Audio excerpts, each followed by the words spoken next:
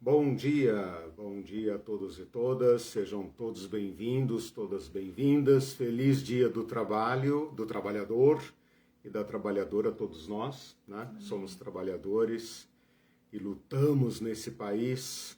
E essa data, quem sabe, anuncie para nós novos tempos, uma melhoria da qualidade da nossa vida no Brasil. A Irene está aqui comigo. Bom dia, gente. Estamos juntos aqui para mais um encontro, nono encontro da Teologia Pé no Chão. Espero que tenham tido uma boa semana. Nos vimos aí na sexta-feira à noite no curso de Antropologia, um pequeno curso, né? Aproveito para pedir que curtam a aula de hoje, compartilhem. Não deixem de se inscrever no nosso canal no YouTube, Teologia Pé no Chão. Coloca lá Teologia Pé no Chão, a Irene coloca o link ali. E nós vamos assim então ampliando esse conhecimento que é oferecido gratuitamente para todos aqueles que têm interesse em entender melhor a fé cristã. Este curso se torna cada vez mais importante porque a religião no Brasil, e especificamente os cristãos, estão assumindo uma nova postura na nossa sociedade. Os cristãos estão demonstrando uma ambição pelos cargos da República. E então é urgente que a sociedade compreenda o que é o Evangelho e que nós também compreendamos para fazermos a nossa autocrítica e não nos desviarmos para aquilo que Paulo chamava de ventos de doutrina. Meus queridos irmãos e irmãs, esse é um curso chamado Jesus e a Política, está dividido em 4 partes. A primeira parte já foi, em que eu falo sobre o poder domínio, o poder de opressão, que no caso de Jesus era representado primeiramente pelos romanos. Estamos na segunda parte, a parte em que eu trato de um poder intermediário, porque fica entre os romanos e o povo judeu, e este poder intermediário é representado pelas autoridades judaicas. Para a gente entender melhor, eu subdivido esse poder em algumas máquinas, né? Sistemas que funcionam em conjunto e que vai exercer juntos e em conjunto, sistemicamente, o seu poder sobre o povo. Na terceira parte, vamos ver as reações que a gente pode observar na sociedade palestina do primeiro século, na qual Jesus e a primeira igreja viveu. E na quarta parte do curso, então, nós iremos refletir sobre os ensinamentos de Jesus para lidar com esse estado de coisas. Eu espero, claro, que estas análises, que você tenha a paciência de seguir essas análises todas, eu espero que este estado de coisas nos permita julgar nossa própria sociedade, identificar as forças opressoras na nossa sociedade, porque elas tendem a ser invisibilizadas, elas tendem a ser passadas para nós como o que tem que ser, né, como o que é certo, e assim nós consigamos também apresentar o Evangelho de Jesus, ou viver, encarnar o Evangelho de Jesus nesse nosso mundo, nesse mundo em que nós vivemos. Se isso não for possível, então o Evangelho não é o Evangelho, é apenas uma religião antiga que serve para outras finalidades. O Evangelho deve propor, essa é a nossa segurança e a nossa expectativa, ele deve propor modos de enfrentamento destas forças que garantam a nossa humanidade, a nossa dignidade humana. Se não for para isso, então o Evangelho é apenas mais um dos poderes que foram cooptados para nos oprimir. Bom, assim como eu fiz na primeira parte do curso, eu divido então, como disse agora há pouco, esse sistema de poder intermediário, que é representado pelas autoridades dos judeus, em 4 subsistemas. O primeiro subsistema é político-religioso, e é assim mesmo, político-religioso, pelas razões que eu tenho já explicado.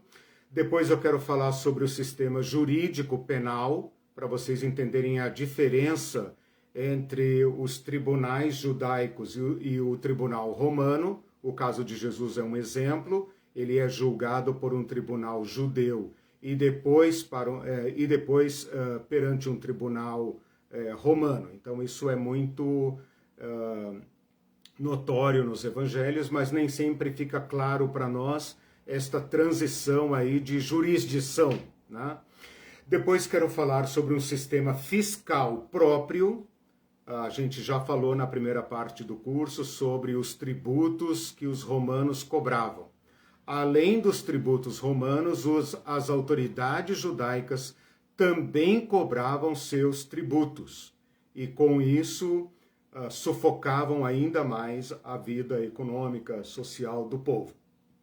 E por último, então, falar do sistema socioeconômico, como que essas autoridades judaicas, usando suas prerrogativas e seus direitos legais e os privilégios recebidos dos romanos, constituíram-se numa elite e ajuda, então, o inimigo a oprimir seu próprio povo. Tudo como dantes na terra de Abrantes, né? Vocês veem que o poder é previsível, ele não muda. Por isso ele sempre procura se tornar invisível, né? Porque os seus métodos são conhecidos. O que é inovador é o modo de Jesus. Por isso nós precisamos descobrir este modo para a nossa vivência da fé cristã. Bom, feito isso então, eu vou fechar agora o nosso foco nesse primeiro subsistema, porque nós estamos caminhando, então, para o encerramento. Hoje é a aula 9, encerramento, né? Desta partezinha do subsistema político-religioso, que eu dividi em 4 aulas, né? Sistema político-religioso. Na próxima aula, nós vamos falar sobre templo e sinédrio, 2 termos que ocorrem no Evangelho, e nós precisamos entender qual é a competência de cada um, como é que eles funcionam. Bom, na primeira aula, então, desse subsistema, eu falei, vou fechar o meu foco agora para falar apenas sobre o primeiro subsistema, no qual eu estou gastando 4 aulas, dessas 4 aulas, a de hoje é a terceira. Na primeira aula desse subsistema político-religioso, eu falei sobre os sacerdotes, para deixar bem claro para vocês quem é o sumo sacerdote e quem são os sacerdotes do Novo Testamento. Isso é muito importante. Por quê? Porque você lê o Antigo Testamento e vê lá a figura do sumo sacerdote. Você entra no Evangelho e vê a figura do sumo sacerdote, lá do Anás e do Caifás, e você acha que se trata do mesmo sacerdote. O pulo do gato, o segredo, está no período interbíblico. E como isso não tem nas nossas Bíblias, você só pode obter esse conhecimento estudando ou procurando fontes extrabíblicas. Joséfo, por exemplo, Flávio Joséfo, para quem quiser ler, tem um livro lançado pela CPAD, inclusive eu tenho ele aqui, lançou todas as obras de Flávio Joséfo num volume bem grosso. Flávio Joséfo é um contemporâneo de Jesus, aliás, contemporâneo não, ele vive na segunda metade do século I, né? Jesus vive na primeira, morre no ano 30, Flávio Joséfo nasce por volta do ano 30 e pouco e vai até o final do século. Então ele é uma testemunha muito importante destes eventos. Na segunda sessão, então, que foi domingo... Segunda sessão não, na segunda aula, que foi domingo passado, eu falei sobre aqueles 2 grandes partidos que a Bíblia chama e nós conhecemos como saduceus e fariseus, tá? 2 grandes partidos que são, além de partidos, são também seitas, porque é não apenas político, mas também religioso e é também uma escola, no sentido filosófico, né? Então, pela característica de uma sociedade antiga, incluída aí a judaica, que não faz separação entre essas esferas da vida, a gente poderia, ou talvez seria necessário usar esses 3 termos para entender o que é um saduceu, o que é um fariseu.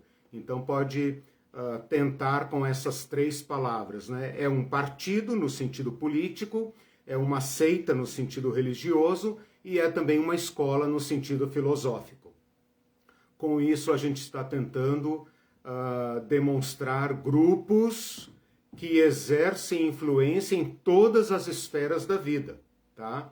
Que estudam e discutem e representam o modo certo de viver em todas as esferas da vida. Hoje, então, eu quero me dedicar a certos grupos, e aqui é muito importante vocês entenderem a diferença destes grupos de hoje para os da semana passada. E os grupos que eu vou abordar hoje são estes. 2 pontos, abre aspas. Escribas, escriba. Todo mundo que lê o Evangelho conhece essa palavra. Outra palavra, quer dizer, um conjuntinho de palavras que a gente pode colocar na mesma linha, e eu vou explicá-los juntos, como se fossem a mesma categoria, mestres, doutores e intérpretes, tá? Então, você conhece, por exemplo, Jesus é chamado de mestre, mas não é o único. Ele é chamado de mestre num sentido até concessivo, porque a religião judaica tem seus mestres, tá? Então, junto com mestres, nós podemos estudar também doutores da lei, intérpretes da lei, tá? Então, esse seria, digamos, um segundo grupo, que eu vou colocá-los assim num balaio só, depois a gente vai discutir um pouquinho se tem alguma diferença entre eles, algum tipo de categorização possível. Mas para nós basta entendê-los como um grupo de peritos da lei de Moisés e de toda a jurisprudência que foi desenvolvida em torno da lei de Moisés. E o terceiro grupo, anciãos, que a gente poderia pensar apenas na faixa etária, mas que na sociedade antiga tem uma posição política, cultural muito importante. Então a Bíblia fala muito nos anciãos, né? Ao final desta aula, parece aquelas ementas, né, de primeiro dia de aula. Ao final desta aula, o aluno deverá saber a diferença entre fariseus e saduceus de um lado como partidos, seitas e escolas, e de outro lado, escribas, mestres e anciãos. Por quê? Porque escribas, mestres e anciãos são ofícios, poderíamos dizer, profissões, né? São ofícios de autoridade. Aí você poderia pensar, tá, mas então eles são um partido? Não, não são um partido. Por quê? Porque ao final desta aula o aluno deverá entender que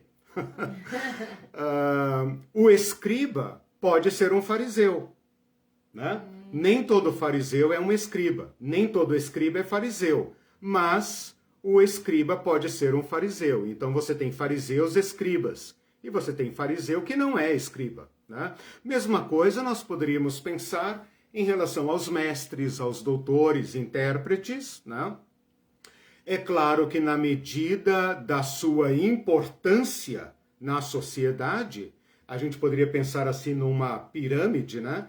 Na medida da sua importância, eles estão indo da sinagoga em relação ao templo. Okay. Então, quanto mais elevada a sua importância, o seu saber jurídico, como é que fala aqui no Brasil para ser ministro do STF, né? Tem que ser de reputação ilibada e de elevado saber jurídico, né? Mais ou menos isso. Esses 2 critérios, né? Que não são seguidos, não vale para nada, mas... Notoriedade, não. Notório saber jurídico, né? E reputação ilibada, não serve para nada, é letra morta na Constituição, né? Lá no mundo de Jesus também. Mas, por que eu entrei nisso? Sim, na medida da sua importância, eles vão então se colocando mais próximos do templo. Porque na próxima aula, então, eu vou mostrar para vocês a hierarquia entre templo, sinédrio e sinagoga, tá? Então, desta aula para a próxima, isso vai ficar mais claro, ok? Então, Ok. Uhum. Então vamos lá, vamos ao primeiro grupo. O grupo de escriba. O escriba é muito pouco conhecido no Antigo Testamento e é muito conhecido no Novo Testamento. Se você pegar uma linha da história, né, eu sou muito ligado à história, datas e lugares, né? Então, se você pegar uma linha da história e colocar lá no início Moisés, né, o grande pai da nação judaica, o cara que recebeu a lei, que escreveu a lei, que ensinou a lei, né? E você colocar então na linha do tempo, você vai seguindo ali o período dos juízes, depois o período dos reis, depois o período do exílio, depois o período do pós-exílio. O que é o pós-exílio? Quando o povo volta do exílio para a terra da Palestina.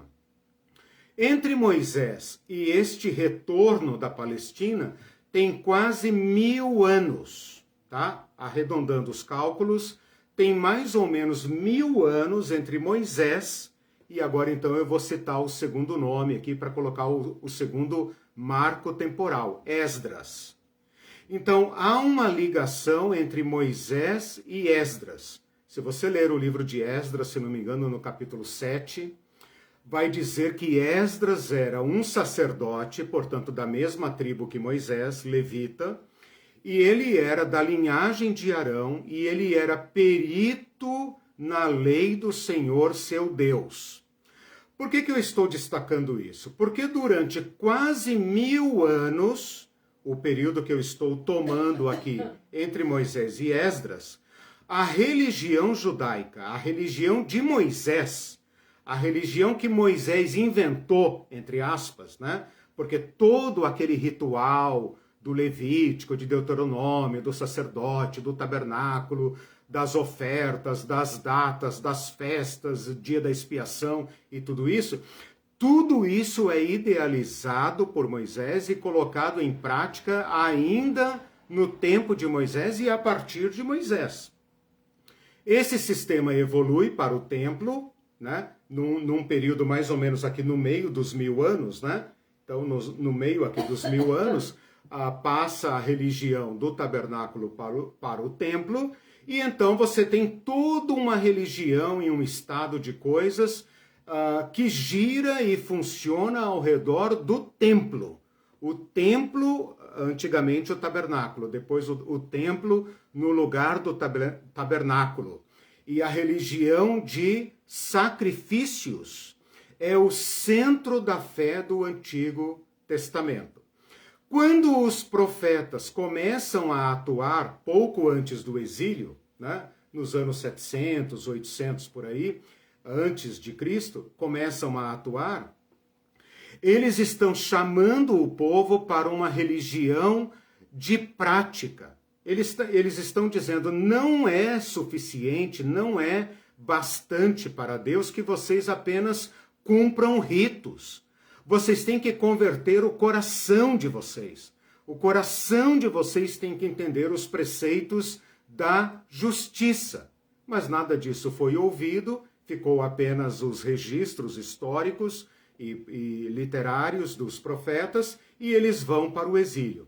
No exílio, que dura aí seus 50, 70 anos ou mais, né, porque nem todos voltaram, os judeus nunca mais voltaram todos a viver na Palestina, ocorre um evento muito importante, que você talvez não se dê conta, que é a seguinte: a religião de Moisés aprende a viver sem templo.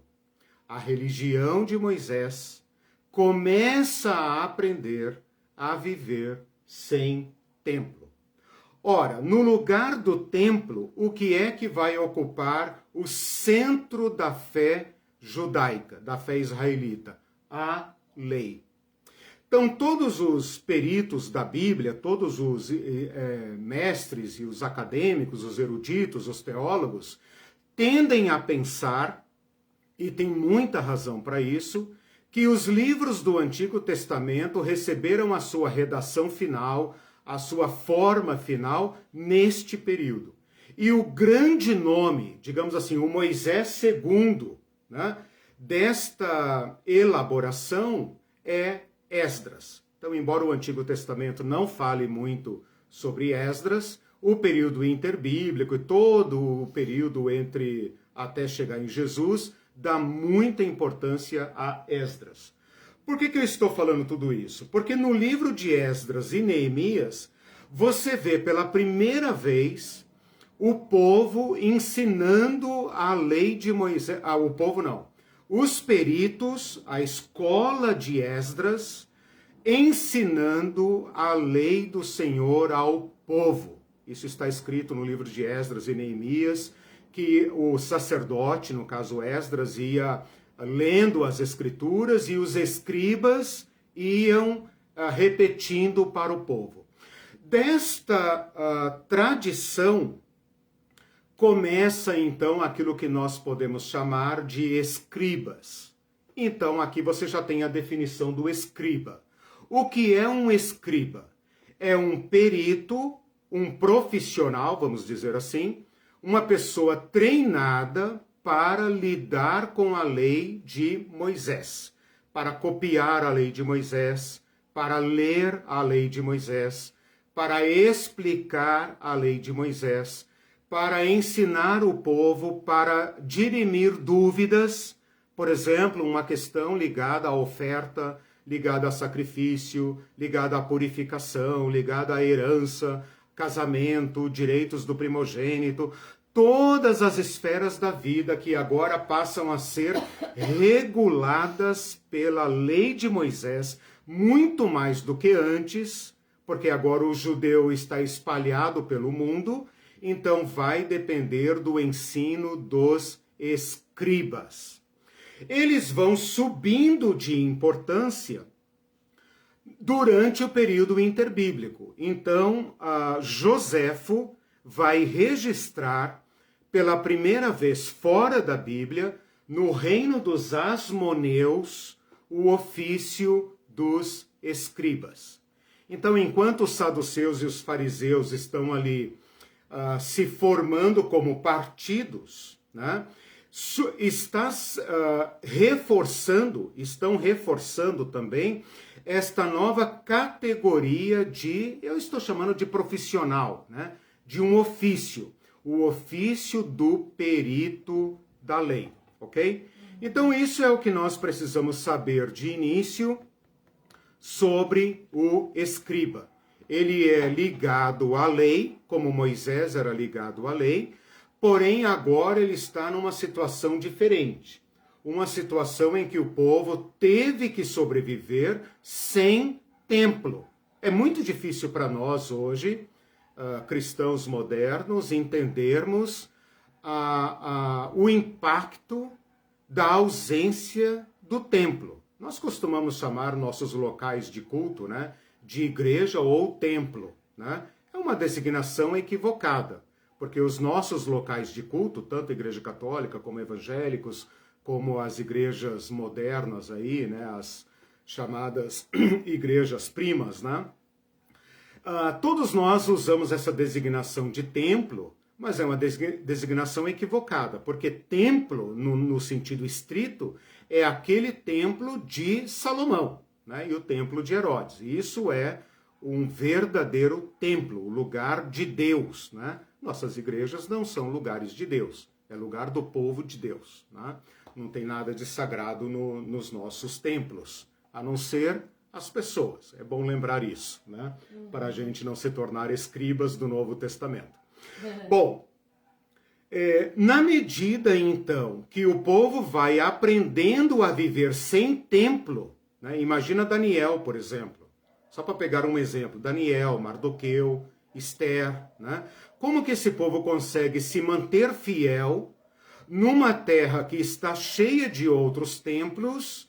Como é que eles conseguem se manter fiel? voltando-se para a lei, aferrando-se à lei. Então o templo perdeu um pouco da sua centralidade e a lei ocupou esse lugar. É claro que o templo é reconstruído, ele volta a ocupar um grande lugar, porém agora ele concorre com as sinagogas. O que são as sinagogas? As escolas da lei, né? Então percebam que a religião de Moisés, ela se descentralizou e foi para a periferia, né? Então, assim como você tem fariseus espalhados por toda a Palestina, você tem também escribas espalhados por todo o mundo judeu, especialmente Palestina. Por quê? Porque eles atuam junto ao povo, junto às sinagogas. Eles serão aqueles juízes, aqueles conselhos. Eles estarão nas sinagogas, eles estarão ali, como eu falei, para julgar questões, né? Todo tipo de questão. Quem que você iria consultar hoje? Um advogado, né? O escriba, ele faz esse papel de advogado e também de um jurado, né? No conselho ali da vila, da cidade, daquelas questões, daquelas localizações da Judéia, da Galileia, onde houver judeus, ele é aquele cara perito da lei, tá?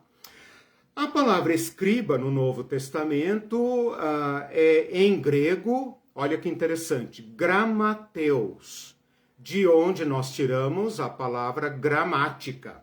A palavra gramática e a palavra gramateus vem de grama, que é desenho.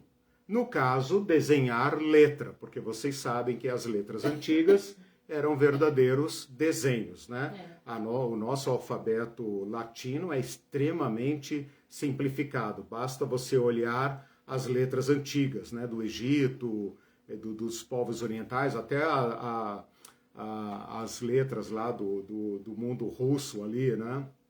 E a gente tem visto aí agora a guerra da Ucrânia e dos russos e tal. Outro alfabeto, pega o alfabeto chinês, o alfabeto japonês e tal, né? Nós não entendemos absolutamente nada porque o nosso alfabeto é extremamente simples e popular. Mas nesta época o escriba está ligado então ao texto e isso aparece no seu próprio nome, né? Gramateus.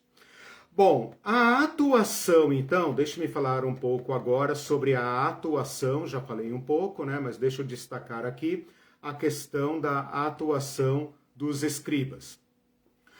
Os escribas também são, digamos assim, motivados, além disso que eu falei da ausência do templo, existe uma motivação para o desenvolvimento da classe dos escribas. Por quê?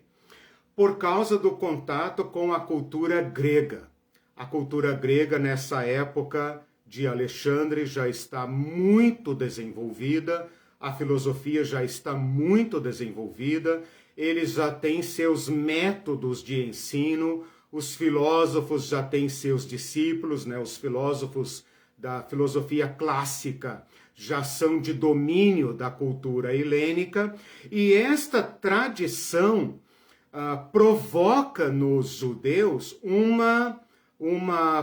como é que eu poderia dizer, uma concorrência, né? O desenvolvimento de uma escola concorrente, para não serem obrigados a absorver a cultura helênica. Então, quando os judeus se deparam com a cultura helênica, que está extremamente desenvolvida, eles se sentem na obrigação de também desenvolver o seu conhecimento, sua cultura, sua lei, seus escritos, sua literatura, seus salmos, seus hinos, sua filosofia. Então, os escribas podem ser também o início de uma certa escola filosófica, né? Por quê? Não no sentido fariseu, no sentido que eu falei na aula passada, mas no sentido do mestre, daquele cara que vai desenvolver métodos de ensino da lei de Moisés, né? E que vão então ter discípulos que vão então desenvolver outros escribas também, né? De modo que desde Esdras, que viveu no ano 400 e bolinha antes de Cristo, até a época de Cristo, você tem o desenvolvimento de um ofício, que está então muito desenvolvido na época de Jesus, tá? Então o Novo Testamento vai falar bastante de escribas, e daqui a pouco nós vamos ver então como eles ocorrem no Novo Testamento. Eles atuam então desde a sinagoga, que é a unidade mais básica da religião judaica, na vila, né? Por exemplo, em Nazaré, onde Jesus nasceu, que é uma vila extremamente pequena e pobre, né? Nesta cidade consta que havia uma sinagoga, né? Lucas 4 fala que Jesus foi à sinagoga em Nazaré como era seu costume. Então ali tinha uma sinagoga. O que nós podemos imaginar? Que ali também havia rabinos, ali também havia escribas, né? Talvez fariseus, aí depende do tamanho da sinagoga, né? Tem sinagoga nas grandes cidades, como Jerusalém, Cafarnaum, né? E tem sinagogas pequeninas, como igrejas, né? Tem a igreja lá do centro da cidade, que é uma mega igreja de meia quadra, e tem as igrejinhas de bairro, as igrejinhas de esquina, né? da periferia. Esses escribas, então, eles atuam desde a sinagoga até o templo. Por quê? Porque o templo vai funcionar como uma última jurisdição. O templo seria como um STF, né? Então, as questões não resolvidas na sinagoga eram levadas para cidades maiores, para conselhos maiores, né? Existe até a possibilidade, vamos ver isso na próxima aula, de haver pequenos sinédrios espalhados pelas grandes cidades da Palestina, para resolver questões que seriam, digamos, uma espécie de segunda instância do poder judicial, né, na época. E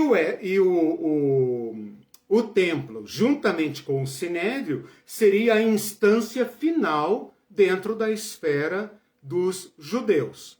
Passou do sinédrio, aí só se alguém apelasse de direito, né, pelas vias legais, a uma autoridade romana, como Paulo fez, né, no livro de Atos. Então o escriba está distribuído dentro dessa escala hierárquica. Ele vai desde a sinagoga, né, digamos assim, um bacharel, um estagiário está ali mais embaixo.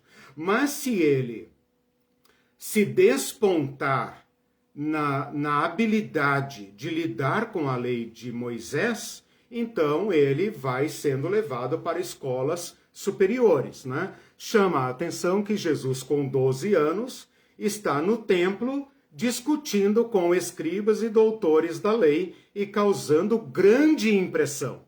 Que significa dizer que Jesus era um daqueles meninos prodígios, né? A quem os pais deveriam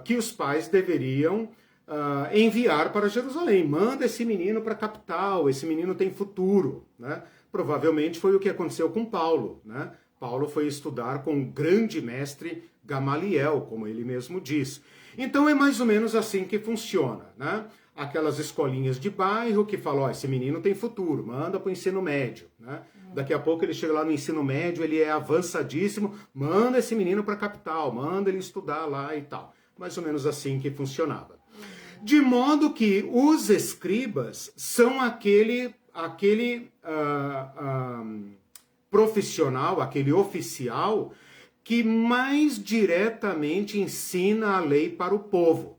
Então vejam aqui a diferença. Nem todo fariseu é um escriba. Por quê? Porque o escriba está, por definição, ligado ao ensino da lei.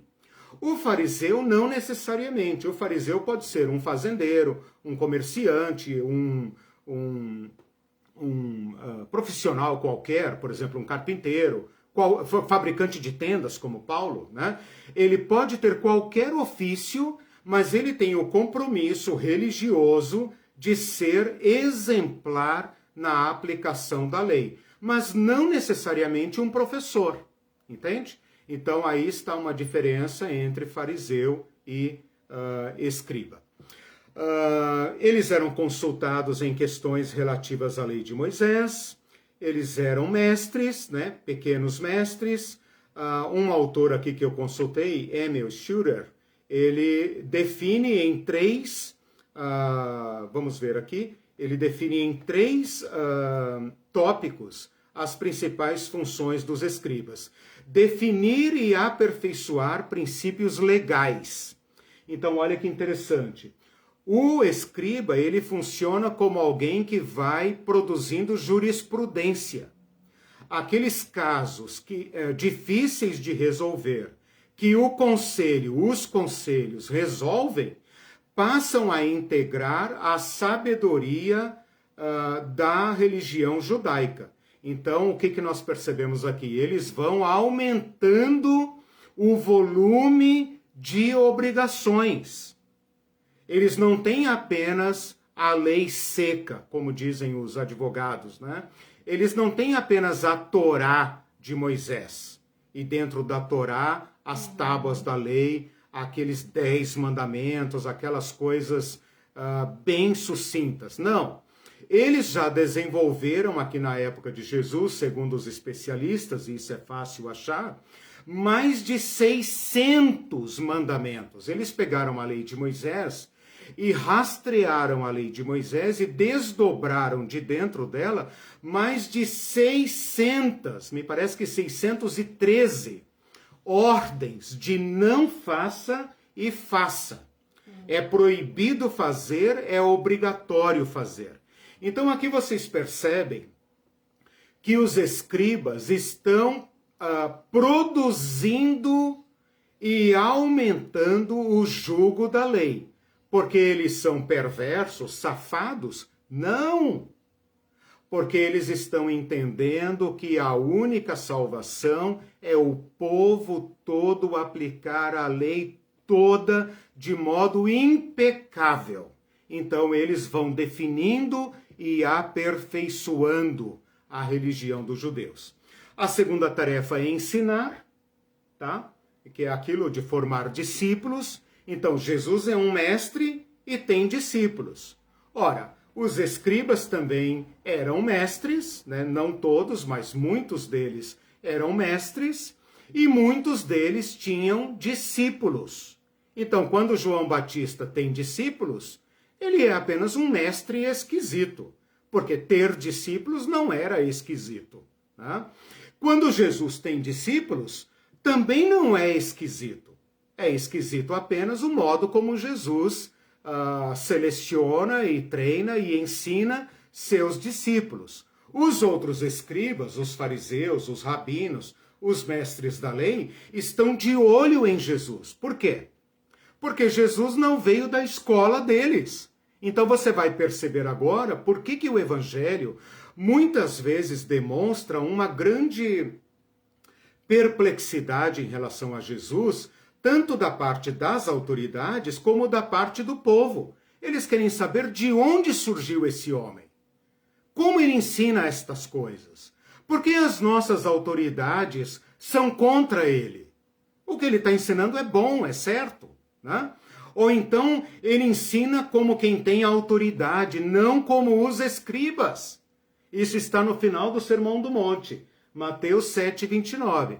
Quando Jesus termina de pregar, não é sermão, tá? Eu vou dizer as palavras do monte, porque não gosto da palavra sermão. Se quer saber, pergunte-me por quê. O sermão foi inventado. Jesus não pregou sermão nenhum. Seria contra o estilo dele. Completamente contra, né? Por isso, no final das palavras do monte, né? Do ensino do monte, as pessoas dizem assim, Mateus 7:29. Quando ele terminou de proferir estas palavras, as multidões estavam maravilhadas, porque ensinam com autoridade e não como os escribas. Ora, os escribas não tinham autoridade? Não tinham toda a autoridade da lei? Eles são a face da autoridade da lei. Quem vai se atrever a saber a lei mais do que um escriba? Jesus.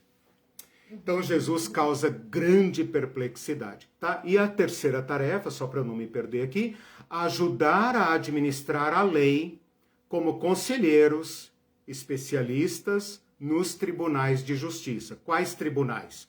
Vocês sabem que o poder judiciário moderno é um poder inventado, né? Muito recentemente. Que antigamente, e em muitos lugares do mundo hoje, ainda são os peritos do lugar, né? Em alguns países muçulmanos, eu sei que isso acontece, especialmente naqueles fundamentalistas, que são os peritos da lei do Corão, da Sharia, né? Que aplicam a lei, a penalidade, né? Então, esses escribas eram chamados para ajudar, julgar questões da sociedade. E eles poderiam, inclusive, vamos ver isso na próxima aula, imputar penas como açoite, multas, banimentos, né? A menos que houvesse dúvida. Eles eram muito cuidadosos com isso, não eram injustos, né? De acordo com a letra da lei, não eram injustos. Eles tinham princípios humanistas muito bons. E aí vocês percebem que o caminho deles é contraditado por Jesus por apresentar outra ética. Alguma pergunta até agora? Eu vou entrar no Novo Testamento, mostrar a presença deles no Novo Testamento. Tem um comentário Sim. aqui do Mindu, que ele diz: prof, o que rege a democracia burguesa é o espírito da lei, e esse espírito sopra para onde quer, de acordo com a conjuntura de poder vigente. Esse é o significado de elevado saber jurídico. Você falou no começo sobre os ministros do STF. É o levado poder jurídico, saber jurídico, né? Levado. Vai de acordo com o que convém, né? Quem nos dera o espírito da lei fosse a justiça, né? Tipo assim, não, mas isso está errado, né? A justiça, né? Não, nosso sistema jurídico é completamente apartado da prática da justiça. E aqui eu chamo a atenção para um ponto importante, já fazendo uma distinção entre escribas e Jesus, né? Percebe que o próprio povo aqui está dizendo, ensina com autoridade, não como os nossos mestres, né? Que Jesus fala de justiça não necessariamente como justiça formal, mas como a justiça como virtude, como prática da justiça. Nós buscamos o reino de Deus e a sua justiça. E nós, pessoas modernas, pensamos que é o reino de Deus quando vier o juízo final, né? Que vai mandar meio mundo para o inferno, meio mundo para o céu. Não é isso que Jesus está dizendo. Ele está dizendo que nós agora temos um compromisso acima daquele dos escribas e fariseus. Porque os escribas e fariseus do nosso tempo, aplicam a letra da lei. Não importa. É o que diz a lei, segundo a interpretação deles, como o Mindu acabou de dizer, né? Interpreta conforme os interesses envolvidos. Jesus quer que tenhamos um comprometimento com a justiça. E eu desconfio que os cristãos não entendem isso como deveríamos. Intérpretes e guardadores da Constituição? Sim. Então, aí nós nos aproximamos, ó, tá vendo? Vocês que estão fazendo as correlações. Vocês já estão produzindo os paralelos que nós queremos com essa aula, né? Eles desenvolveram a lei. A lei é a Torá. Aliás, deixe-me fazer aqui uma observação importante. Nós chamamos de lei de Moisés. Eu gostaria, sinto muito, mas eu gostaria de refutar esta designação. A palavra lei traduz uma palavra original, que vocês também conhecem, que é a Torá. Torá é a palavra judaica para ensino, para sabedoria, para qual é a melhor forma de viver. É a prática da justiça. Então, ao invés de pensar na Torá como lei, porque nós aqui vamos imediatamente pensar, lei é coisa de STF, vara da justiça, lei trabalhista, lei de família, lei do não sei do que, né? Ou vamos pensar nos advogados, né? Antes de pensarmos em lei, vamos pensar no ensino. Eles eram ensinados. Então, esta palavra Torá é a palavra que nós usamos, que eles usavam e nós aprendemos com eles, a designar os 5 primeiros livros da Bíblia. O que nós chamamos em grego, né, e em português, de Pentateuco, Pentatoikos, 5 volumes. Mas que para o judeu não é Pentateuco, é Torá. Agora, eu e vocês fomos ensinados a pensar na Torá como um código de leis. Não é. Leia Gênesis, Êxodo, Levítico, Números, Deuteronômio.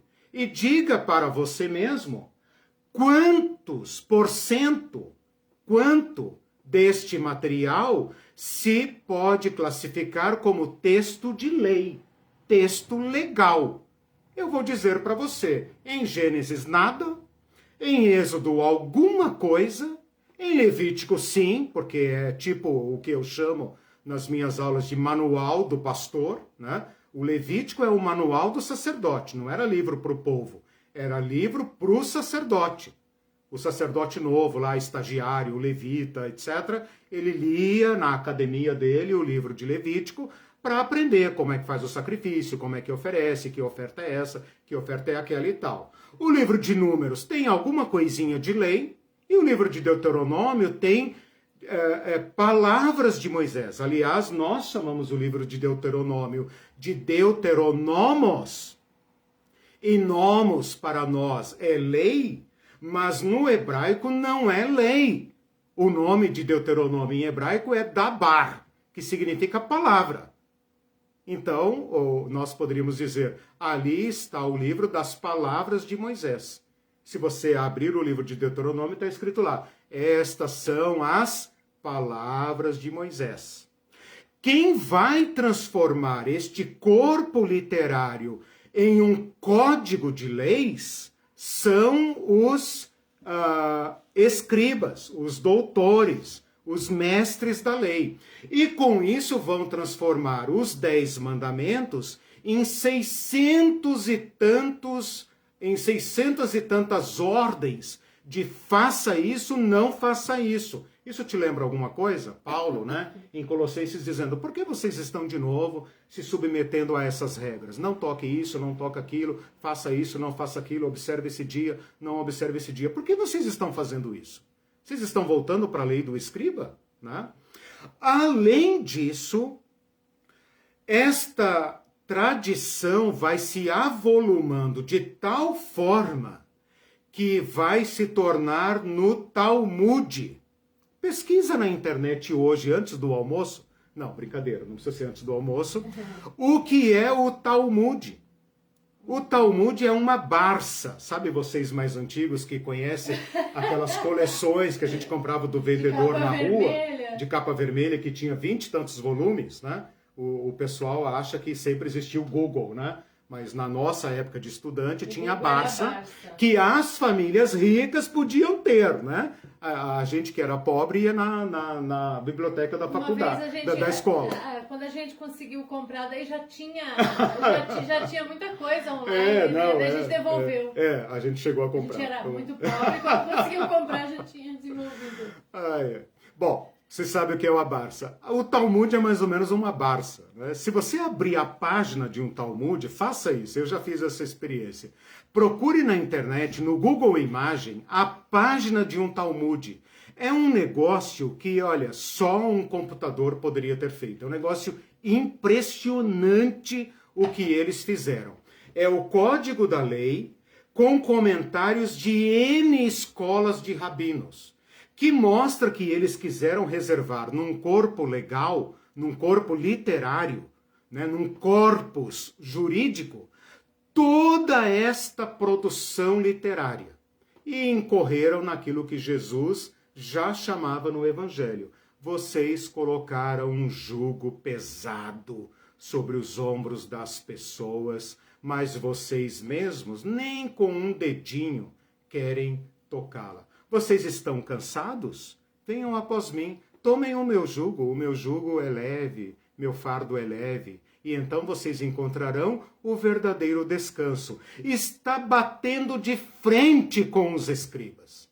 Porque os escribas têm regras para você 24 horas por dia. Como acordar, como levantar, como se banhar, como fazer a refeição, como orar, como sair para o trabalho, como trabalhar, como plantar, como colher, como vender, como tratar a mulher, como tratar o filho, como tratar o empregado, etc. Como que volta, como que anda, quanto pode andar, quanto não pode andar, quanto pode carregar, quanto não pode carregar. Tudo está regulamentado. Aí você vai ver agora no Novo Testamento, mestre, teus discípulos não lavam as mãos antes de comer, mestre? Tipo assim, cara, você está conseguindo firmar aí a tua escola. Parece que o povo está preferindo a tua escola. Mas eles vão lá para o debate, né, mestre? Olha, o professor de vocês come com pecadores, né? Então você percebe esse murmúrio, né? Você percebe essa como é que chama? Essa coisa ranhenta, né? Esse murmúrio por todas as páginas do Novo Testamento. No final, todos estão juntos e misturados na cruz. Aliás, na cruz não. Na frente da cruz, esnobando Jesus e dizendo, toma! Né? Então, todas essas classes que eu estou apresentando, desde o sacerdote até o escriba e o ancião e o mestre da lei, todos vão estar juntos contra Jesus. Pensem nisso.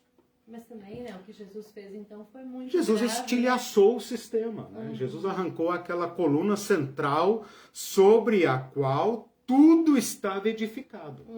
E quando mostraram para ele o templo, que nós vamos falar na próxima aula, Jesus fala assim, grande coisa. Né? Mateus 23, né? Grande coisa. Mestre, olha que lindo o nosso templo. Imagina se o Senhor toma este templo e transforma isso na cabeça de lançamento da nossa religião. Jesus dá de ombros e fala grande coisa. Eu lhes aviso que não ficará aqui pedra sobre pedra. E tem mais. Não passará esta geração sem que tudo isso aconteça. Aí os discípulos falam, Senhor, como? Quando será isso? Jesus passa a dizer. É como se Jesus tivesse tirado a pedra que sustenta todo o templo. 40 anos depois, o templo virou ruínas.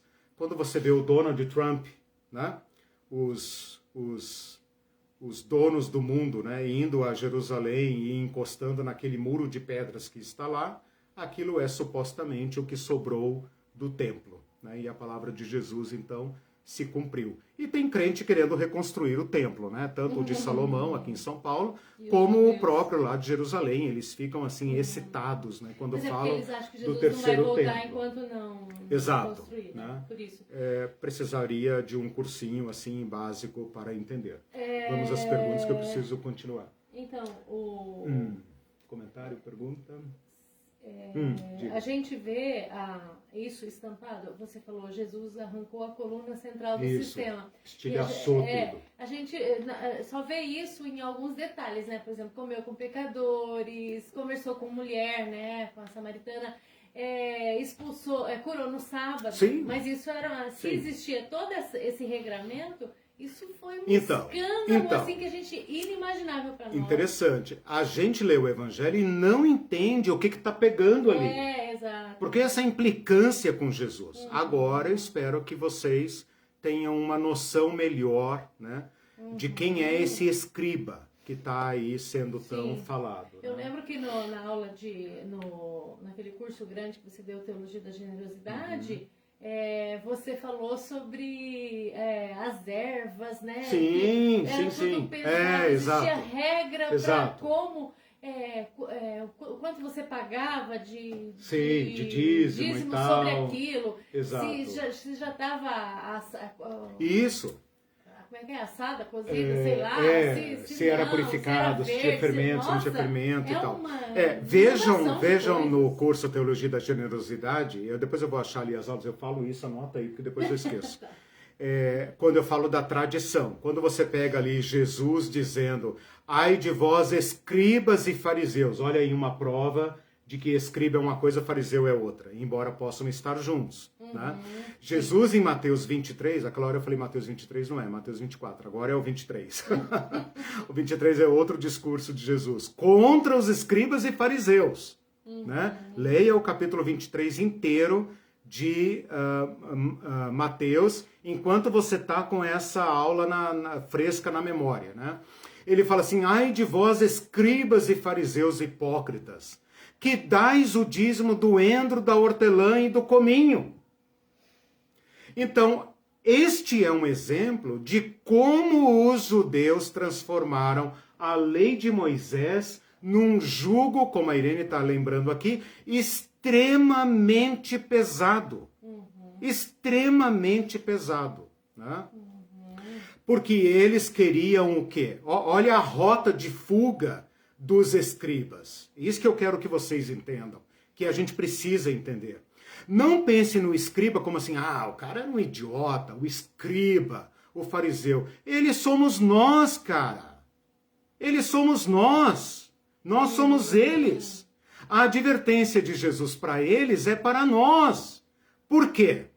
Porque eles entenderam que a única forma de serem amados por Deus, libertos por Deus, era se tornar mais legalistas. Então eles transformam a lei de Moisés num jugo insuportável para o povo. Algumas regras que eram restritas ou exclusivas para o sacerdote, porque o sacerdote vivia para a religião, eles aplicam ao povo todo. Porque eles entenderam que todo o povo era uma nação santa, então todos tinham que cumprir tudo. E eles eram como aquele Sherlock Holmes com a sua lupa, olhando tudo. Isso aqui está errado, isso aqui está errado, isso aqui não pode, isso aqui não pode, isso aqui está errado, isso aqui vai trazer maldição. Você comprou o pão na feira. Você perguntou se aquele pão foi dizimado lá no campo? Você perguntou se foi feito com ingredientes puros? Você perguntou se o cara comprou de um judeu puro ou se ele comprou de um samaritano? E se o fermento, ou sei lá, a farinha, o óleo, o azeite, sei lá o quê, passou por Samaria? Você sabe se foi purificado? Então eles tornaram a vida insuportável. Jesus pega o pão, dá graças e come. Como nós fizemos ontem na nossa reunião do Liberta. Lavou as mãos, mestre? Jesus fala, o que entra não contamina o homem, o que sai é que contamina. Nossa, que revolução. O coração de vocês é como túmulo, não pode produzir nada bom. Vocês não entenderam a lei de Deus. A lei de Deus fala para honrar pai e mãe. A tradição de vocês falam que se vocês pegarem aquilo, olha a lógica, Mateus capítulo 15, façam esse exercício também. Pode ser depois do almoço, pode ser de sobremesa esse. Mateus capítulo 15, Marcos capítulo 7. Eles veem os discípulos comendo sem lavar as mãos e vêm interpelar Jesus. Jesus já está assim meio por aqui com eles, né? E fala assim, e vocês? E vocês que a lei fala para honrar pai e mãe? E vocês autorizam o cara a pegar aquela parte que era para ajudar pai e mãe e consagrar no templo. E depois vão lá e pegam de volta. E fazendo isso, a tradição de vocês fazem vocês descumprir a lei de Deus. Mas de acordo com o sistema de vocês, tá tudo certo. esta tradição que Jesus chama não é a tradição da Igreja Católica, não é a tradição de qualquer religião, é a tradição dos escribas, que tinha transformado a lei de Moisés num jugo insuportável. E eles amavam carregar o jugo, porque as pessoas gostam de jugo. As pessoas gostam de jugo. As igrejas legalistas e as religiões fundamentalistas são as que mais crescem, porque as pessoas gostam que alguém diga para elas: faça isso, faça isso, faça isso, não faça isso, não faça isso, não faça isso. Né? A religião de Jesus é muito mais fundamental, é muito mais radical. Como uma terceirização. Só que ela estilhaça as outras religiões, esse é o problema. A Denise falou, vou lá procurar, vai cair na prova depois? Vai, com certeza. E aí o resto é só elogio. O Tá. Carlos falou assim, bom, nossa, quanto conhecimento. Graças a Deus. Fátima, quanto conhecimento, gratidão. E o Carlos também, né? Falou, nossa, mas que aula, muito didática. E a Fátima diz, realmente esse Jesus foi incrivelmente inovador, transformador, ativo, participativo, justo, político e amoroso. É revolucionário. Tá. Então, eu vou encerrar aqui por escribas, né? Eu ia falar um pouco deles no Novo Testamento, mas vocês podem rastrear facilmente. Anota aqui para mim, amor, essas coisas, senão depois eu esqueço. Tá. Eu vou mostrar para vocês uma Bíblia católica que está na internet, a edição pastoral, porque ela tem uma chave bíblica na internet muito boa, né? Muito boa. Você pode pegar lá, por exemplo, a palavra escriba. Ela vai te dar no Antigo e Novo Testamento com todas as palavras escribas. Se você tiver uma outra versão aí também, quiser divulgar ali nos comentários, copia o link, coloca lá e tal, beleza. Então, o que eu ia fazer agora era apenas mostrar para vocês como os escribas aparecem no Novo Testamento. O que você quer que eu anote? Essa Bíblia pastoral que eu vou colocar aí depois. Tá. O link, só para vocês terem uma ferramenta fácil de usar nas mãos. Bom, a palavra escriba ocorre no Novo Testamento 67 vezes. Algumas vezes aparece sozinha, então o conflito, a narrativa vai falar apenas de escribas. Eles vão aparecer junto com fariseus algumas vezes, então aí você percebe que escriba não é igual fariseu, né? Nem fariseu é igual escriba, porém pode haver fariseu e escriba fariseu, obviamente. Tá? 67 vezes no Novo Testamento. No Novo Testamento todo. Basicamente são os evangelhos. Né? Eles aparecem às vezes com principais sacerdotes, que mostra então aquilo que eu falei na hierarquia. Eles estão desde a pequena sinagoga, que está lá na vila, né, até o templo. Então percebam aqui que tem escribas graduados, escribas que estão ali como se fosse uma assessoria jurídica dos membros do Sinédrio. Né? Os nossos parlamentares hoje aí, ou os ministros do STF, não tem ali a sua assessoria jurídica, que fazem pesquisa para eles e tal. Todo juiz tem um gabinete, né, de assessores para fazer pesquisa, para rastrear jurisprudência e assessorá-los. Então, esses escribas também são ali citados junto com os principais sacerdotes. São citados também junto com os anciãos, que é uma outra categoria que eu ainda vou falar daqui a pouco. São citados junto com fariseus, sacerdotes e anciãos. É aquilo que eu falei. Eles vão se agrupando em face de um inimigo comum. Qual inimigo comum? Jesus. Então, Jesus vai se contrapondo aos sacerdotes, aos fariseus, aos saduceus, aos mestres da lei, aos escribas, aos anciãos, de modo que no final da vida de Jesus, todo mundo está unido contra ele. Né? O centrão se uniu todo contra um inimigo comum. Né? Verdade. Para o impeachment de Jesus. Só que o impeachment de Jesus era na cruz, né? Bom, eu sei que os crentes odeiam que façam esses paralelos, né? Mas é porque eles querem guardar a Bíblia só para o templo, o culto, a escola dominical. Eles não conseguem fazer essas relações, né? Como eu estou falando de Jesus, né? E Jesus vestiu toda a nossa realidade, então isso me autoriza a olhar os esquemas de poder, como eles funcionam, como eles se articulam, contra quem eles se levantam, né? Como a prática da justiça ofende os poderosos, como sempre ofendeu, porque para praticar justiça tem que distribuir privilégios, né? E quem tem privilégios não quer abrir mão de privilégios, né? Por isso a igreja não pode nem ouvir falar em justiça social, em comunismo, nada disso, né? Ela faz esse tipo de equação, né, equivocada para livrar-se do Cristo, né? Para livrar-se dos preceitos de Cristo, né? A pretexto de ser contra Marx e etc. Né? Mas tudo bem, corta essa parte do vídeo. Bom, deixe-me colocar aqui então, tá? Uma coisa importante é que eles são também nobres, né? Porque se eles estão lá em cima, então eles são nobres também. Bom, deixe-me ir então rapidamente para mestres e doutores. Eu poderia dizer, correndo aqui um certo risco de simplificação, que o mestre é um escriba graduado, né? Porque se o cara é mestre, então nós poderíamos dizer assim, que ele é aquele cara que percorreu toda a escola, né? Foi um discípulo, aprendeu aos pés dos grandes peritos, estudou jurisprudência, estudou as decisões tomadas e se tornou um mestre da lei.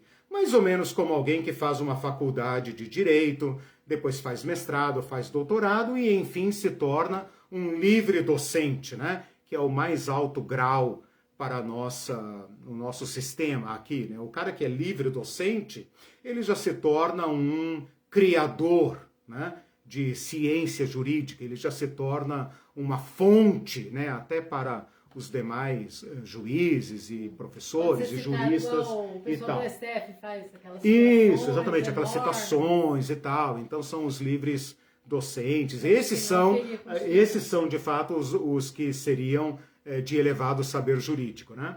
No tempo de Jesus, você tem então já diversos mestres, que são mestres peritos da lei, né? Então eles são chamados aqui de mestres da lei ou doutores da lei. Parece que alguns evangelhos preferem dizer mestres da lei, outros preferem dizer doutores da lei. E aqui também vai aparecer uma palavrinha que vai ser usada para Jesus também, que é a palavra rabi. A palavra rabi era um tratamento carinhoso, era um tratamento afetivo, como um discípulo que chama seu mestre de pai. Então é algo como meu mestre, meu guia, uma palavra afetiva, que depois então vai se tornar título. Os eruditos discutem se na época de Jesus rabino já era um título. Parece que na época de Jesus a palavra rabino, rabino, era ainda um tratamento afetivo, afetuoso entre o discípulo e seu mestre. Porque vocês sabem que naquela época não havia um sistema formal de ensino, isso é comum também na época nas escolas gregas, era uma convivência de discípulo com mestre. Então, ser um discípulo de um mestre era conviver com ele, aprender tudo o que ele sabe, tudo o que ele faz, observar a vida dele. Nós que criamos essa coisa dividida entre teoria e prática, né? Os filósofos gregos e os judeus eram profundamente pragmáticos, né? Era um ensino da vida, não tem separação entre teoria e prática. Bom, então esse título vai ser associado a Jesus pelo povo de Jesus, né? Mas tirando Jesus de lado, então você vai encontrar diversos aqui no Novo Testamento chamado de mestres e doutores da lei e também intérpretes da lei. Jesus aparece então discutindo com mestres da lei, junto com fariseus eles discutem com Jesus aquela cura do paralítico no sábado, que a Irene falou aqui agora há pouco. Quando Pedro e João vão ser julgados lá no Sinédrio, mestres da lei estão ali fazendo parte, por exemplo, Gamaliel é um mestre da lei. É interessante que na época de Jesus tem dois grandes mestres, dois grandes cabeções da lei, que são contemporâneos de Jesus, mas que não são mencionados em nenhum lugar do Novo Testamento, que são Hilel e Shammai. Duas grandes escolas de jurisprudência. Uma mais, digamos, radical, outra mais liberal, que mostra também que havia, então, essa noção de ensino, de interpretação da lei. Como você vê, por exemplo, no Supremo Tribunal Federal, quando se fala assim, o ministro tal é mais garantista, o ministro tal é mais liberal, ele tem uma linha de interpretação, não sei o quê, não sei o quê. Então isso também acontecia lá nesta época. Tá? A palavra rabi, que aparece na Bíblia, é uma tradução, acho que do aramaico, não é grega, é judaica, né? Portanto, é hebreu-aramaico, que significa meu grande, né? Meu grande. Então aí você percebe que não é um título, é apenas um tratamento afetuoso, tipo, esse é meu grande mestre, né? E então vai ser usado também pelos discípulos de Jesus em relação a Jesus, porque ele se mostra como mestre, né? Jesus é chamado também de Rabboni, né? Que é também um tratamento afetivo. O Evangelho de Lucas vai preferir falar em doutor da lei e intérprete da lei, então ele vai aparecer aqui interpelando João Batista, interpelando sobre como aqueles que rejeitaram o batismo de João, Jesus os acusa de ter recusado e condenado o batismo de João, que mostra que eles, como peritos, foram lá investigar João e dizer: o que é isto? Que o nosso povo, ensinado por nós, está indo lá. Qual é o furo da nossa interpretação? Eles vão avaliar João Batista e falam: não, esse homem não é de Deus, esse homem deve ser algum endemoniado. E então recusam João Batista. Na parábola do samaritano, narrada apenas em Lucas, é um intérprete da lei que interroga Jesus, né, sobre: Senhor, quem é o meu próximo? Né? Qual é o grande mandamento? Quem é o meu próximo? Então vocês percebem aí nesta disputa como eles estão querendo embaraçar Jesus, dizendo: cara, como você interpreta tal lição? Né? Para desbancar Jesus em público. Eles aparecem num debate muito interessante em Lucas 11, quando Jesus está atacando as autoridades judaicas, e o cara que convidou Jesus, que é um mestre da lei, fala: Senhor, falando assim você nos ofende. E Jesus vira a metralhadora giratória dele e fala: ai de vocês também, intérpretes da lei, doutores da lei. Gente, esse é um momento daqueles que, se eu fosse discípulo de Jesus, eu gostaria, igual aquele meme do Simpson, né? Vai afastando devagarzinho e some, desaparece, porque Jesus está na casa do cara. E o cara fala: Senhor, falando assim, você também me ofende. Lembra que nós estamos numa cultura de honra. E Jesus vira imediatamente a metralhadora dele, né, para o doutor da lei e fala: ai de vocês também, intérpretes da lei. Depois vejam lá em Lucas 11, 45 em diante. Bom, então, para Lucas, isso parece que é apenas um mesmo título equivalente a escriba, doutor da lei, mestre da lei, né? Lembrando que tem esta gradação. Só um pouquinho. Em Mateus é um doutor da lei que questiona Jesus sobre o grande mandamento, e daí fica perplexo, né? Mestre, respondeste bem, de fato é isso, né? Não tem como interpelar Jesus. Eles são peritos, são grupos de zelosos. Quando Jesus fala em Mateus 23, ele também coloca os doutores da lei ali como intérpretes que são condenados, né? Jesus os acusa grandemente de serem hipócritas. Isso está em Mateus 23, leia lá depois o capítulo, que ele fala assim: vocês colocam cargas difíceis de transportar. Olha aqui uma sacada de Jesus que vale para todo legalista. Atenção, Brasil! Isso vale para todo legalista e moralista.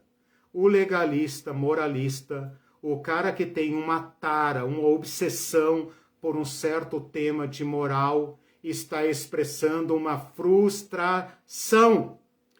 Há uma grande possibilidade de que ele não está conseguindo vencer este que ele considera um defeito moral, um pecado na sua própria vida. E como é que ele expressa esta frustração? Sobrecarregando os demais. Isto é tiro e queda na maioria das vezes. Eu não estou julgando ninguém, não estou dizendo que é uma lei da natureza, mas é uma grande suspeita.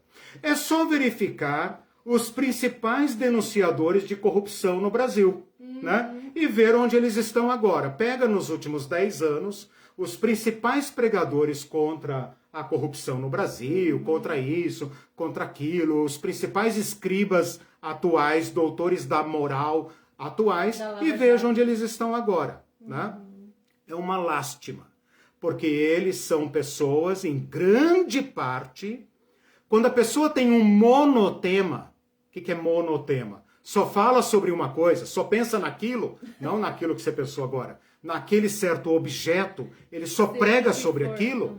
Cuidado, ele pode estar pelas vias avessas dizendo, pelo amor de Deus, me ajudem, porque eu não consigo resolver isso na minha própria vida, e então eu estou agarrando você para você conseguir praticar isso, para que eu então alivie a minha consciência. Tem um professor nosso que dizia, é a técnica do cara que rouba, por exemplo, bate a carteira de alguém numa multidão e fala, pega ladrão.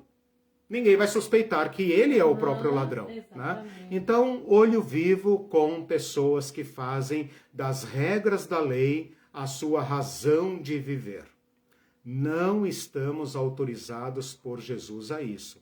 Estamos chamados a um padrão muito superior.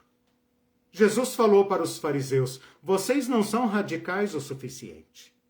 Eu tenho dito algo muito superior, mas o caminho de alcançá-lo é pelo amor. Por isso Jesus vai dizer, o amor cumpre a lei. Então, muito cuidado quando você ler na Bíblia o embate de Jesus com os discípulos, para não pensar que é uma discussão à toa, para não pensar que se trata de algo irrelevante, que você pensa, meu Deus, mas o que está pegando aqui? Por que Jesus briga tanto com os fariseus? E também para não pensar que Jesus é um hippie, paz e amor, bicho, valeu, guri, tal, paz e amor, o que importa é o amor. Cuidado para não confundir Jesus com a modernidade. Jesus está nos chamando a algo que não foi gerado pelo coração humano. Jesus está nos chamando a algo que só poderia ter vindo de um homem perfeito. E por isso ele nos aperfeiçoa. Ele fala, eu estarei sempre com vocês, como mestre, como pastor, como guia, único dentre nós.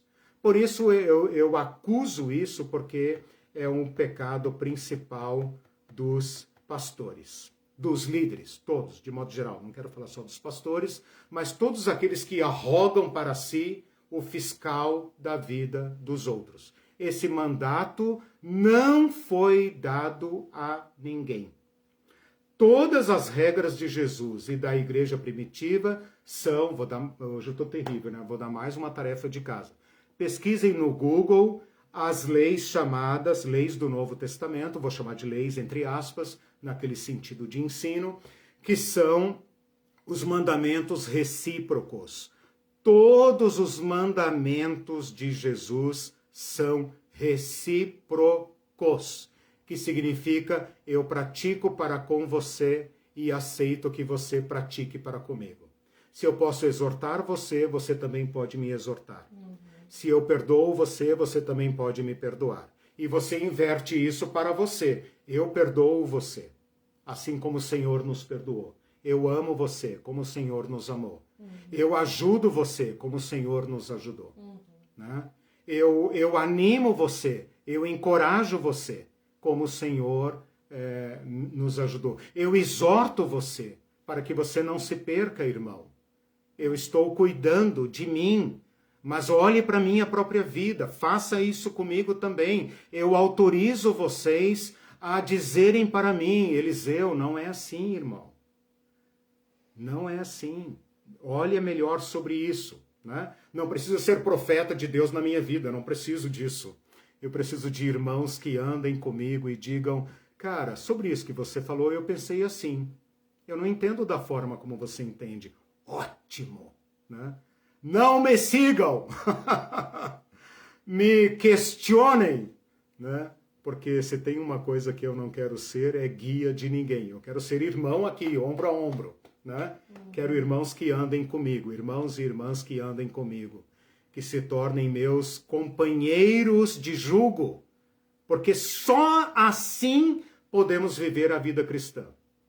Não quero ninguém abaixo de mim, porque seria perversidade espiritual. E também não aceito ninguém acima de mim, a não ser o Cristo, porque isso seria um desvio para mim e desvio para ele.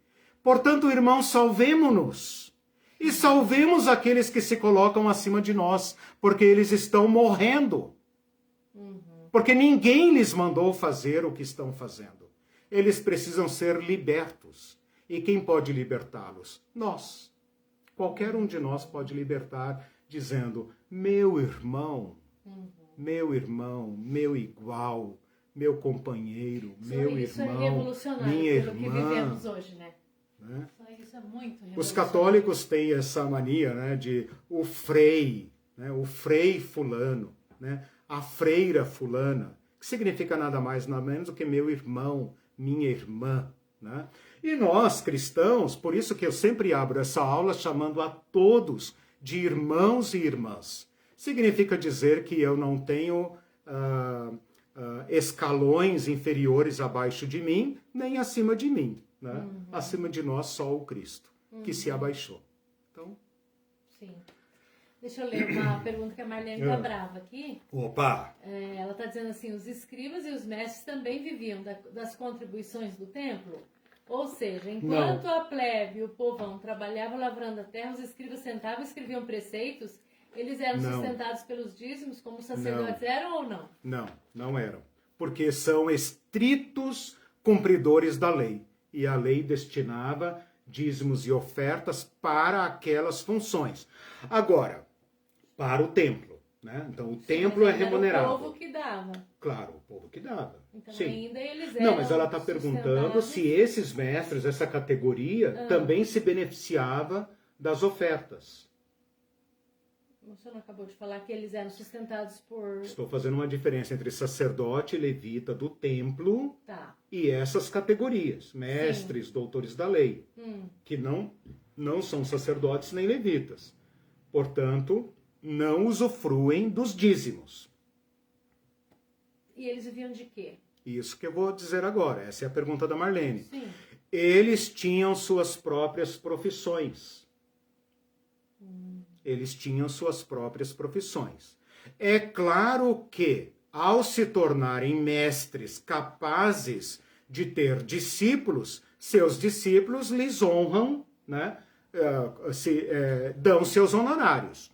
Esses mestres não davam aula de graça. Por isso, só os que tinham dinheiro ou muito capazes, muito inteligentes, é que subiam até esse grau de mestre. Então, os mestres eram professores profissionais. Recebiam honorários dos seus alunos. Ela está perguntando sobre os mestres então, mesmo. Isso, não, ela falou os recebem, escribas e os mestres. Não recebem dízimos. Recebem dinheiro dos seus alunos. Dos alunos. Dão aula para os filhos das famílias e daí recebem dinheiro. Porém, tem uma cultura, e você vê isso na vida de Paulo, que era fariseu, mestre, menino com futuro na vida, né? Criado aos pés de Gamaliel, o maior professor da época, um dos maiores da época, tá? este Paulo, que era assim, futuro garantido na religião judaica, que ia ser um grande mestre, ia integrar a academia dos doutores da religião, zeloso da lei, perito, rigoroso, era fazedor de tendas. Então o judeu já tinha desenvolvido a cultura de seus mestres nas sinagogas têm suas próprias profissões. Inclusive, alguns sacerdotes também têm suas próprias profissões. Porque eles vão para o templo, não o sumo sacerdote, a nata, né? Mas o sacerdote comum, como o pai de João Batista, que ia a Jerusalém 2 vezes por ano prestar serviço e voltava para casa, quando voltava para casa, trabalhava. Trabalhava. Então, nem o sacerdote comum recebia dinheiro então, sempre. Era voluntário. Né? Não era voluntário. Ele tinha que prestar serviço porque era levita, porque era da família sacerdotal e porque tinha escala. Ele era obrigado, né? E ele era remunerado por isso. Mas o ponto que eu quero destacar aqui é o seguinte: eles tinham um ofício para ganhar seu próprio dinheiro. É que fazia parte do próprio sistema ali religioso, como funcionava. Eu li uma vez que chegava uma certa idade, acho que 13, 14 anos, isso. Cada pai escolhia um mestre para... Depende do futuro do menino, né? Até os 12 não anos... Não todas as crianças, então. Até os 12 anos, o normal é que os meninos, não meninas, fossem treinados na sinagoga pelos mestres da vila. Os escribas, os rabinos, o que estava disponível ali. Depois dos 12 anos, o menino estava formado para tudo o que importa. Então, os discípulos de Jesus, todos eles religiosos, tiveram essa formação sinagogal. Que era, assim, gratuita até aí. Certamente, provavelmente as famílias, é vila, né? É sítio. As pessoas davam um alimento, dava grão, dava coisa verde, e tal. Mas é aquela coisa da roça lá, né? Você é professor na roça, as pessoas levam... Sim, o cara tem sua própria profissão. O serviço dele religioso é no sábado. Fora do sábado, ele é um cidadão comum. Né? E o que eu ia dizer? Peraí, você falou disso. Tá, acima dos 13 anos, então, se o menino tem futuro, ele é encaminhado para um mestre. Como Paulo foi, então, e como Jesus era candidato a ser. Mas voltou para casa e seguia os seus pais com obediência. Ou seja, dizendo claramente que Jesus era um candidato aos postos da religião, mas voltou para Nazaré até os 30 anos. Mas as pessoas se referem a ele como mestre, né? E não só os discípulos, porque né? Ele se revelou na vida adulta como um mestre. Aquilo que eu falei aquela hora. Despertava todo aquele buchicho. De onde vem esse cara? Porque ele onde ele aprendeu? Como muito sábio. Quem é o mestre dele? Será que lá na Galileia tem algum mestre que a gente não sabe? Entendeu? Porque eles eram todos ligados, né? Um é fulano, aluno de fulano, que gerou o mestre tal, é da escola tal, eles eram todos interligados. E Jesus, né? Ninguém sabia. E Jesus, tipo assim, mas esse cara veio de onde? De Nazaré? Não, Nazaré nem tem sinagoga direito, tem umas familhinhas lá que formam uma sinagoga, não tem nada, né? Não era da então, elite, né? De onde veio, né? Bom, eu queria terminar aqui, faltou falar de anciãos, mas deixe-me falar então muito rapidamente. Anciãos, como o próprio nome diz, são aqueles velhos, tá? A palavra grega, e aqui vai uma provocação, segura aí, irmão. Aqui vai uma provocação. A palavra grega para ancião é presbyteros, que depois vai ser adotado nas igrejas como presbítero, né?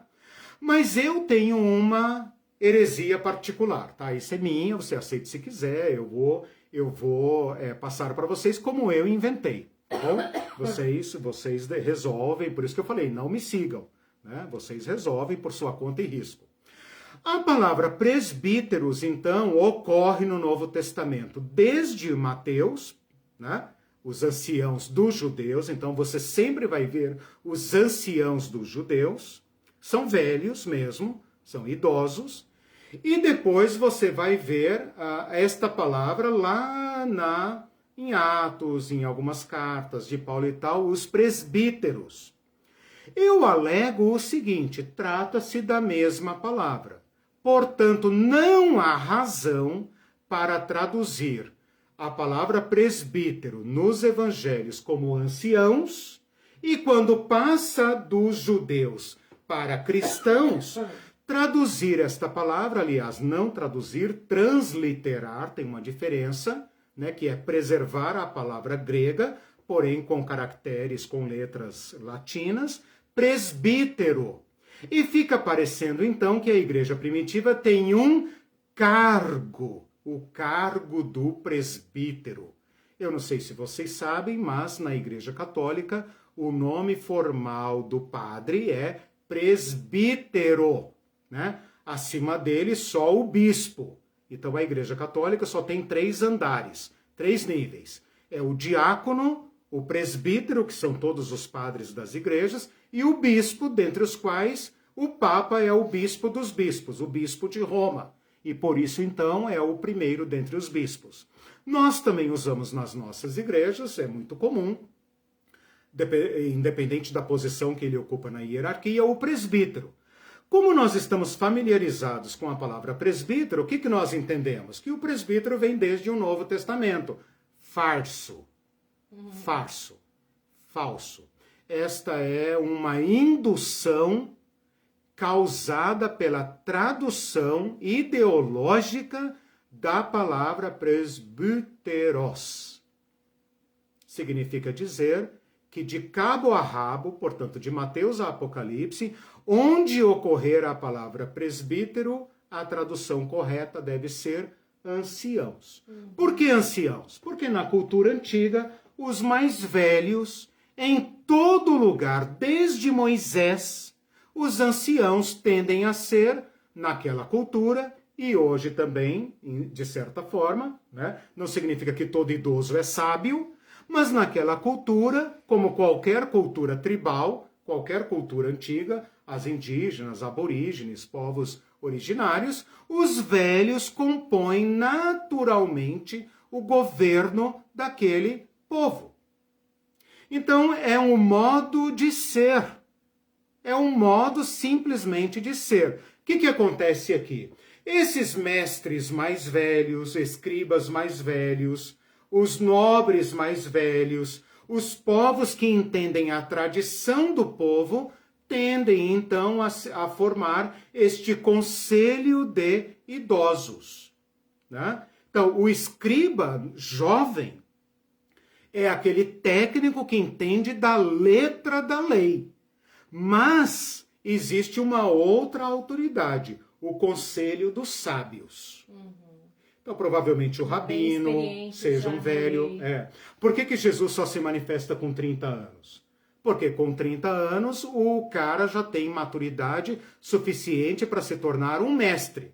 Como a expectativa de vida é muito baixa, logo ele pode se candidatar a ser um ancião. Por quê? Porque o sol da Palestina, a alimentação precária e tal, vai envelhecendo com 50 anos, 40 e poucos anos. Jesus já poderia discutir com anciãos. Eu destaco esta classe porque ela forma uma elite, a elite dos anciãos. E por isso são designados à parte, a um ponto que Jesus pode falar assim. Os evangelhos podem falar assim. Tradição dos anciãos e dos escribas, fez distinção. Os fariseus, os sacerdotes e os anciãos, os principais dos sacerdotes e os anciãos, né? Então, eles recebem uma designação à parte. Em contrapartida a ancião, eu encaixo aqui a palavra pai. Lembra que eu falei que tem um tratamento afetuoso entre discípulo e mestre, né? O rabi, por exemplo, meu mestre, meu grande mestre, né? Então, a contrapartida aqui afetuosa é o título de pai. Então, cuidado aí, porque hoje se fala em paternidade espiritual, meu filho na fé, não sei o quê. Cuidado aí, olho vivo aí, né?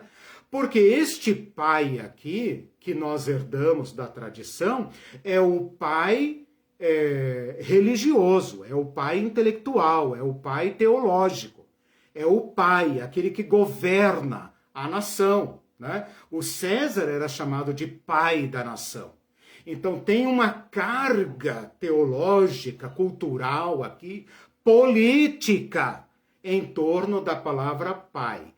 Por causa disso, no Evangelho e na boca de Jesus, e alto lá, cuidado aí, vocês que veneram a paternidade espiritual e o patriarcado. Meu pai na fé. Cuidado lá. A palavra pai desaparece da boca de Jesus e de todo o Novo Testamento. E isso não é à toa. A palavra pai agora é atribuída apenas ao Pai Nosso. Então, quando você lê que Jesus é o Filho de Deus, nós somos filhos de Deus, Deus é o nosso Pai, não é apenas naquela questão que você imaginava. É muito mais do que isso. É no sentido de ser o único que está acima de nós. Por isso eu queria ler aqui quero terminar com isso, porque meu tempo já está esgotado e a Irene ainda vai ler os últimos comentários, mas eu sei que vocês talvez não vão cumprir todas as tarefas, então eu vou fazer com vocês aqui agora a leitura de Mateus 23, só um pedacinho, depois você vai ler todo inteiro. Quando Jesus fala assim, Mateus 23, 8, vós, porém, esse porém significa uma conjunção, né? Adversativa contra o que ele falou antes. O que ele falou antes? Os fariseus, os saduceus, os escribas e os fariseus se fazem papapá. Leia ali e procura os fariseus e os escribas de hoje, tá bom? Eu não vou... vai ficar muito fácil depois dessa leitura. Mas Mateus 23 fala assim, vocês, porém, não serão chamados mestres. Os outros mestres formam mestres, dão diploma para eles, Jesus. E nós também queremos ter nossos discípulos. Não, comigo não é assim. Nossa.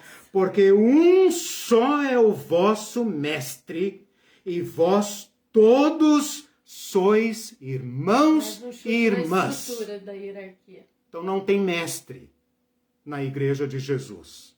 Não tem discipulador na igreja de Jesus. Isso é uma invenção. Só tem discípulos que andam lado a lado. Vocês todos são irmãos. A ninguém na terra chameis vosso Pai, porque um só é o vosso Pai, aqueles que estão nos céus. Os católicos, né? Chamam os líderes deles de padres, de papa. Então é para eles. Não, é para todos nós. Porque nós só mudamos o nome dos nossos líderes para pastor, porque nós não queremos parecer com católico. É isso. Mas é a mesma estrutura. Antes de Martinho Lutero, tudo era pai e padre. Tome. Nossos pastores só mudaram de nome. Ninguém na terra chameis vosso Pai. Meus irmãos, eu não estou caçando o título de ninguém, tá bom? Tudo bem. A questão é a hierarquia.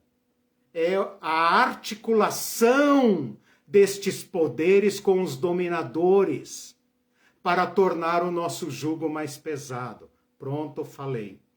Mas eu vou continuar aqui. A ninguém chameis vosso guia, porque um só é o vosso guia, o Cristo. Não tem guia na igreja de Jesus. Mundo igual. Não tem fila indiana. É fila assim, né? Todos iguais. Porque o maior dentre vocês será vosso servo. Quem a si mesmo se exaltar, será humilhado. Quem a si mesmo se humilhar, será exaltado. Amém. Era isso.